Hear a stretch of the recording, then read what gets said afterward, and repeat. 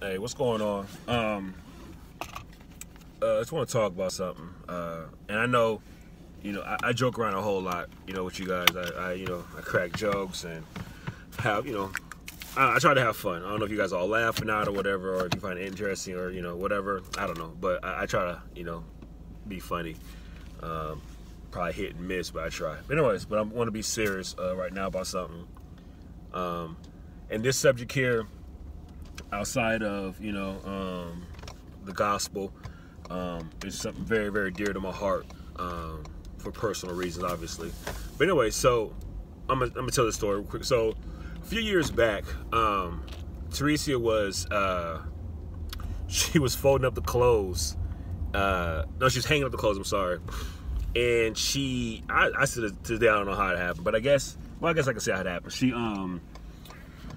She put the hanger in the shirt and it snapped out, right? And she wears glasses. I don't think she had glasses on at the time, but it snapped out the shirt and it hit her in her eye, right? Like how if you ever had something hit you in the eye before you knew it was coming, so you couldn't blink, so it actually hit like dead into the white of your eye, right?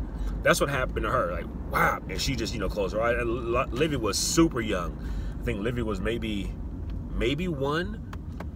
Something like that. And so, of course she closed her eye, and then she grabbed the phone, and after she got her, stuff together a little bit, she calls me, and she's like, hey, shows me what happened, and like, I need to go to the hospital, blah, blah. I'm like, all right, cool. I wasn't cool, but I was like, all right, let's go. So I get off work, and I come home, pick her up. We get to the hospital, and I'm not sure where you guys live or whatever, but at our hospital, there's a cop at night. Well, maybe throughout the day, I don't know, but there's a cop at the desk. And we walk in, and I'm a big guy, whatever. She's little, and soon we walk in, the lady, of course, the cop's behind the desk with the nurse, lady at the front desk, and he asked, what happened, or the nurse said what happened, asked what happened, and Teresa tells what happened, and then the cop looks dead at her as if I'm not there, right? And he says, ma'am, did he hit you? And Teresa's like, what? No, honestly, this is a scratch from the hanger, blah, blah, blah, blah. And it was kind of like, like, you can tell me if he hits you, right? And I felt disrespected, just be straight with you, right? I was like, yo, like, how corny is that you're going to ask her, did I hit her? Man, I wouldn't hit my wife, and just so on and so forth, right? And I didn't say that, of course, just be straight with you, but that's how I'm feeling, right? So I remember we left there, and I'm sitting there. I was on the phone with a lady that I know very, very well, and I'm telling her about the situation because she heard about it, and I said, hey, this is what happened with the wife and everything, and I said, man, I said, check this out. I said, we went to the hospital. I told her about the cop thing. I said, he asked, did I hit her? And I said, man, so disrespectful. And the lady simply just said, and I'm trying to remember exactly what she said, but I'm gonna paraphrase it, but it was something on the lines of, I wish they would have asked me those kind of questions. Now, mind you, she was abused. She was in a marriage and she was abused, pretty, not regularly, but it was definitely abusive. It was abusive marriage. Not trying to take nothing away from it. It got bad at times.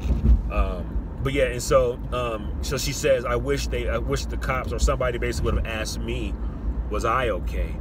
And I thought about it. I was like, wait a minute, wow, okay, so that's. Wow, okay, so that is a real thing. It's not that I didn't know it wasn't a real thing. It's just that I would have been so self-absorbed upon me, right? So just whatever. And that I didn't even factor in the fact that women do, get abused. And they are in relationships where, corny little boys that can shave are laying hands on them, right? And on the regular, like it's something that they do. They live to do these kind of things, right? And so that's always been a soft spot for me, man. Anyways, and so I bring out to say, so just literally 10 minutes ago, I am, I'm at work. I'm getting off work. I'm sorry, and I'm heading home. I gotta, excuse me. Excuse me. So I'm getting off work. I'm heading home. Gotta get ready to go to my other job, and I gotta stop at Walmart, right? And I pull up at Walmart, and I don't know. I had my music up and I'm jamming and everything, and I didn't hear. Yeah, I didn't hear what was going on. But yeah, I turned the music off and turned the car off and everything, and I get ready to get out, and I hear this guy, right, just yelling at somebody, or just yelling in general, right, just yelling, and no, and it's just being disrespectful, right, and I don't know what's going on, so, but I'm not really, I don't know, I don't know. I'm trying to pay attention, but not pay attention to it, whatever. I'm exhausted. I'm super tired. I gotta go home, take a shower, make this shake, get my food, and head to my other job. So I'm just kind of like, yo, I'm in the zone, I'm doing me, whatever. And so I get out the car, and I stretch. And as I turn around to the right, I see this white Kia, and there's a guy in the front seat on the passenger side, and there's a lady in the driver's side. And this guy is yelling at this lady worse than a dad would yell at his kid, right? Just going off on her, right? Then he looks, I got my uniform on, so he looks and he sees me. And I see him. And I'm looking him dead in his eyes. I said, "We good?" And he's like, "What?" So I'm walking towards him now. "Babe, I'm sorry. I'm sorry." I'm walking towards him now. And I said, "Hey, bruh, we good?" And he goes, Yeah, we good. What's up?"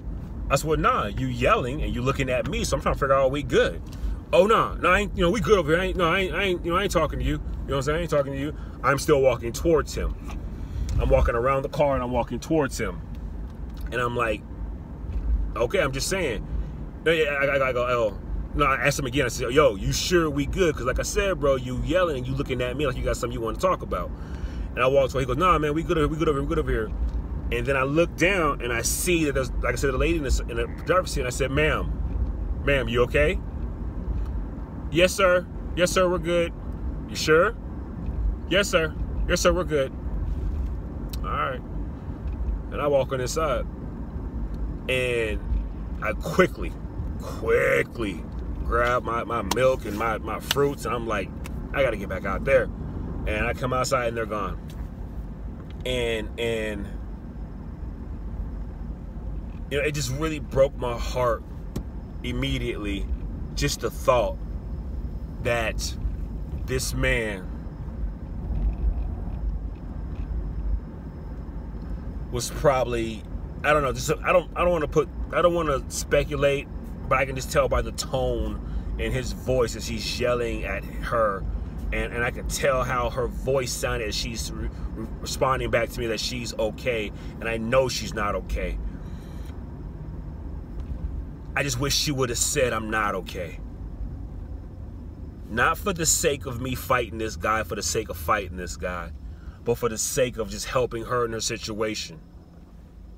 And I don't know what else I could have done. I'm sitting there beating myself up right now, right? Just be straight honest with you, because I'm like, part of me, well, a lot of me is like, yo, I should have went over there and dragged him out that car, and I'd be like, "Hey, ma'am, you okay?" Or I should have went to her side of the window and whatever, she could have seen my face. Maybe she could have gave me a signal, gave me a sign or something, and said, "Hey, this ain't cool, something ain't right." I'm beating myself up because I felt like I should have done more, but I honestly don't know what more I could have done. I literally got as close as I could to the car, to the point where she saw me, and I bent down, I said, "Ma'am, are you okay?" And I asked her twice. I wanted to make sure she knew that I knew everything wasn't good, and that if there was a situation going on, you see that I have a uniform on. I'm not a cop, but I'm security, so whatever. You see me, I'm a big dude. Trust me, I got you. I just wanted her to know that. And it just hurts my heart, man, when I think about the fact that he said, "Let's go." They left, and it's whatever. It's not whatever, I'm just saying. And it hurts my heart. It hurts my heart. Ladies, if you're in a relationship, man, where a dude's been abusive to you, verbally, physically, emotionally, whatever is happening to you, please speak up. Please tell somebody. The other day we was at the mall with Olivia and Liza, and like we ate and everything, had a good little time, and then there's a little playground thing there, and we go sit down, let the girls, you know, run around, have a great time. And the girls were running around, and Olivia found this boy that, you know, she was cool, and he was cool, she was cool, and they're running and they're playing and they're having a good time. But then he got a little aggressive in the play, right? I didn't even notice this. He got aggressive in the play, and Livy came to me, or came to Teresa and I. She said, I don't want to play with him no more. And we said, what's wrong? She's like, he's getting, she said something like he's getting mean, or it's not fun, or something like that. But basically, I love the fact that my 4-year-old daughter realized that things were getting out of hand, out of control. She wasn't enjoying herself anymore with this boy, and she was like, yo, I gotta separate myself from this situation. And she came to us and was like, yo, I'm done. You know, and you know, I love that my daughter has sense enough to know to get away from that situation there and seek help. And I just beg you, ladies, please get out of those relationships. Please. And if, man, and I guess if my thought is that maybe she's like, yo, if I tell this man everything ain't good, and what's he gonna do? He gonna fight? Okay, fine. But then what if they live together? And maybe she's scared that I gotta go home with this, and it might be rough for me then. Or what if he's the financial provider? Then she's like, what am I supposed to eat? How am I gonna eat? And how am I gonna take care of my family, my kids? If, you know, I'm thinking all these scenarios, all these things that could cause her to keep her mouth shut. And ladies, please, man.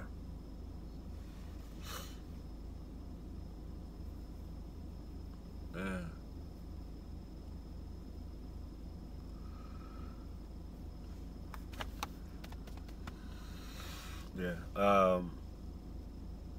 Just all I know is it was a white Kia 4-door Sportage. 2 African Americans. I'm 6'2.5". He was sitting down, but you could tell he's probably 6'1".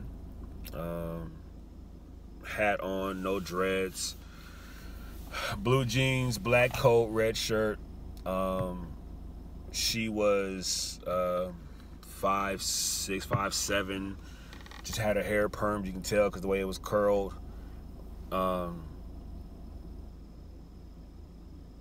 Very sweet voice, but I couldn't see what she had on though. I think they probably just came from the club, because I could just tell, just like a fragrance. So alcohol is probably involved. Anybody in chat, man,